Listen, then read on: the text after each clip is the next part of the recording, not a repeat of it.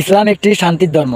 এটি শক্তি দিয়ে নয়, যুক্তি এবং কৌশলে আল্লাহ ও তার রাসূলের দেখানো নির্দেশনার পথে পরিচালিত।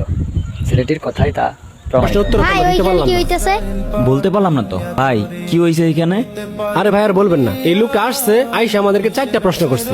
যদি 4টা প্রশ্নের উত্তর দিতে পারি সে নাকি ইসলাম ধর্ম গ্রহণ করবে। আমরা তো কেউ উত্তর দিতে পারলাম না। আপনি কি এই প্রশ্নের উত্তর জানেন? কি প্রশ্ন? এই লোকটা বলতেছে আল্লাহ তাআলা এখন কি করতেছেন। আল্লাহ তাআলা এখন, এটা তো আমি বলতে পারলাম না। এটার উত্তর আপনি জানেন না, তাহলে বাকিগুলোর উত্তর দিতে পারবেন না। ভাই আমি দিতে পারবো। কি তুমি দিতে পারবা? জি ভাই, আমি 4টি প্রশ্নের উত্তর দিতে পারবো। আপনার প্রশ্নের জবাব এই পিচ্চি ছেলে দিবে। আচ্ছা ঠিক আছে, দেও। আচ্ছা, আমি যেহেতু প্রশ্নের জবাব দিব, আমি এখন শিক্ষক, আপনি আমার ছাত্র, আপনি চেয়ার থেকে উঠে আসেন। ঠিক আছে, যেহেতু প্রশ্নের উত্তর দিবা সেহেতু বসেই দাও। আপনার প্রথম প্রশ্ন কি? প্রথম প্রশ্ন হলো, আল্লাহ তাআলা এখন কি করছেন? আপনার মতো গর্দবকে চেয়ার থেকে নামিয়ে আমাকে আল্লাহ তাআলা বসিয়েছে। আপনার দ্বিতীয় প্রশ্ন কি? আল্লাহর আগে কে? আপনি 1 থেকে 10 পর্যন্ত গুনেন। 1 2 3 4 5 6 7 8 9 10।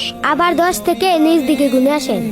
10 9 8 7 6 5 4 3 2 1 0। কি হলো, থেমে গেলেন কেন? শূন্যের আগে আর কি আছে, কি বলবো? সামান্য সংখ্যার আগে কি আছে এটা যদি বলতে না পারেন, তাহলে আল্লাহ তাআলার আগে কি আছে এটা আপনি কিভাবে বের করবেন? আপনার তৃতীয় প্রশ্ন কি বলেন? আল্লাহ তাআলার সাথে রাসূল সাল্লাল্লাহু আলাইহি সাল্লাম আকাশের কোন দরজা দিয়ে সাক্ষাৎ করতে গিয়েছিলেন? এই ডিমটি 28 থেকে 30 দিন পরে বাচ্চা ফুটে বের হবে। বলেন তো দেখি কোন দিক দিয়ে বের হবে? সেটা আমি কিভাবে বলবো? মুরগি যেদিক দিয়ে ফুটো করবে সেদিক দিয়ে বাচ্চা বের হবে। ঠিক কোন দিক থেকে বের হবে? এর উত্তর আমার জানা নেই। ঠিক তেমনই আল্লাহ তাআলা তার বন্ধুকে আকাশের কোন দরজা দিয়ে মেরাজে নেবেন, এটা একমাত্র আল্লাহ তাআলার ব্যক্তিগত কাজ। এটা আপনার আমার জানার বিষয় না। আপনার চতুর্থ প্রশ্ন বলেন। আল্লাহ তাআলা এই পুরো পৃথিবীটাকে একা কিভাবে পরিচালনা করেন? তাহলে চলেন আমার। কি ব্যাপার, তুমি অন্ধকার করে একটা মোম জ্বালিয়ে আমাকে নিয়ে আসলে কেন? এই যে মোমবাতিটা, এই মোমবাতিটার আলো কোন দিকে তাকিয়ে আছে বলতে পারবেন? আমি কিভাবে বলবো মোম কোন দিকে তাকিয়ে আছে? মোমের আলো তো পুরো ঘরে ছড়িয়ে আছে।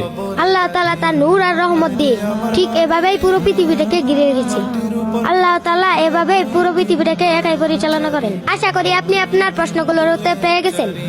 সত্যি তোমার প্রশ্নের উত্তরগুলা যৌক্তিক ছিল, আমি বলছিলাম।